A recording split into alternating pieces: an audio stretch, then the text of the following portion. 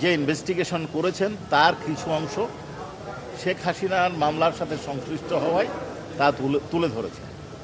উনি তদন্তকালে শেখ হাসিনার ৬৯টি audio call সম্বলিত অর্থাৎ অডিও ক্লিপস সম্বলিত সিডি জব্দ করেছেন, 3টি মোবাইলের সিডিআর জব্দ করেছেন, যার মধ্যে আজকে উনি অনারেবল ট্রাইব্যুনালে শেখ হাসিনা এবং তার নিকটাত্মীয় ঢাকা দক্ষিণ সিটি কর্পোরেশনের মেয়র, তৎকালীন মেয়র ফজলে নূর তাপসের একটি কথোপকথন, শেখ হাসিনা এবং আসাদুজ্জামান খান মাকসুদ কামালের অর্থাৎ ঢাকা বিশ্ববিদ্যালয়ের তৎকালীন ভাইস চ্যান্সেলরের একটি কথোপকথন এবং শেখ হাসিনা এবং হাসানুল হক ইনুর সাথে 3টি ফোনালাপের মধ্যে 2টি আজকে অনারেবল ট্রাইব্যুনালে উপস্থাপন করেছেন, আরেকটিও দাখিল করেছেন, কিন্তু সেইটা ফোন কলে কোনো কথোপকথন না থাকায় তা উপস্থাপন করা হয়নি। আপনারা নিজে উপস্থিত ছিলেন এবং এটা বিটিভির মাধ্যমে সরাসরি সম্প্রচার করা হয়েছে। আপনারা শুনেছেন কি কি কথা এইখানে তাদের মধ্যে হয়েছে। প্রথম যেটা এখানে উপস্থাপন করা হয়েছে সেইখানে শেখ হাসিনা এবং ফজলে নূর তাপস তাতে খুব পরিষ্কারভাবে উনি বলছেন এই আন্দোলনকারীদেরকে দমনের জন্য উনি ল্যাথাল উইপেন গুলি করে হত্যার নির্দেশ দিয়েছেন, সোজা গুলি করে দিতে হবে। ড্রোন ব্যবহার করার নির্দেশ দিয়েছেন, ড্রোন ব্যবহারের মাধ্যমে শনাক্ত করে হেলিকপ্টার ব্যবহার করে গুলির কথাও বর্ণনা হয়েছে। এটা ছিল একটা।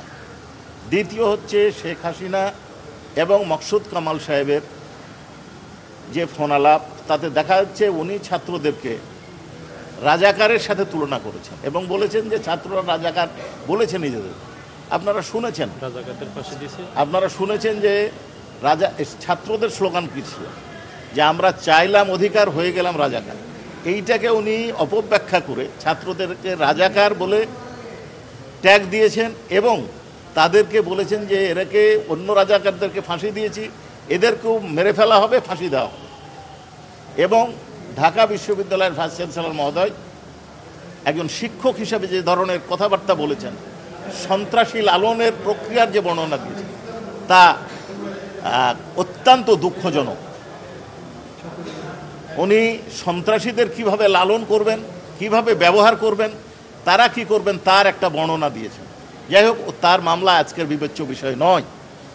শেখ হাসিনা এবং ইনুর মামলায় আপনারা যেটা দেখেছেন, সেইখানে সবচেয়ে দুঃখজনক বিষয় হচ্ছে এদেশে ৭১ সালে মানুষ যুদ্ধ করেছিল বিদেশি দখলদার বাহিনীর বিরুদ্ধে, যারা দেশের মানুষের উপর বম্বিং করেছে, গুলি করেছে।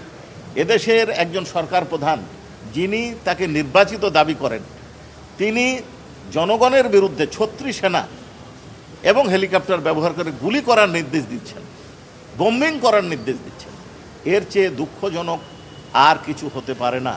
এইখানে আরও একটা বিষয় আছে, ইন্টারনেট সেবা উনি বন্ধ করে দিয়েছেন, সেইটাকে ভিন্ন দৃষ্টিভঙ্গিতে উপস্থাপন করার চেষ্টা করছেন। আর একটি কাজ করেছেন কি, উনি বলছেন যে আমি বললাম একটা জিনিস পোড়াতে, যা পোড়াতে, ওরা পুড়িয়ে দিল সেতু ভবন, তার মানে আগুন দেওয়ার নির্দেশ উনি দিয়েছেন। কিন্তু ওনার কাঙ্ক্ষিত বিষয়টা না পুড়িয়ে অন্য জিনিস স্থাপনা পোড়ানো হয়েছে। এরপরে সবথেকে যেটা গুরুত্বপূর্ণ উনি যেটা বলেছেন সেটা হচ্ছে যে আন্দোলনের ক্ষেত্রে দুটো ভাগ করেছেন।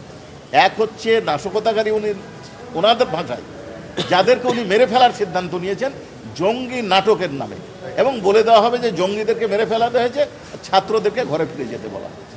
এছাড়াও যদিও ডিফেন্স এটাতে আপত্তি করেছেন, এছাড়াও তিনি যেটা বলেছেন যে কারফিউর পরে ধরে নিয়ে যাওয়া হবে আন্দোলনকারীদেরকে, তারপরে আইনানুগ ব্যবস্থা হবে, কিন্তু আসলে জেলখানায় পাঠানো হবে না। স্ক্রলে বলা হবে যে তাদেরকে জেলখানায় পাঠাতে, বাস্তবে ছেড়ে দেবে। আর কি এই শব্দটা, তার মানে তাদেরকে মেরে ফেলা।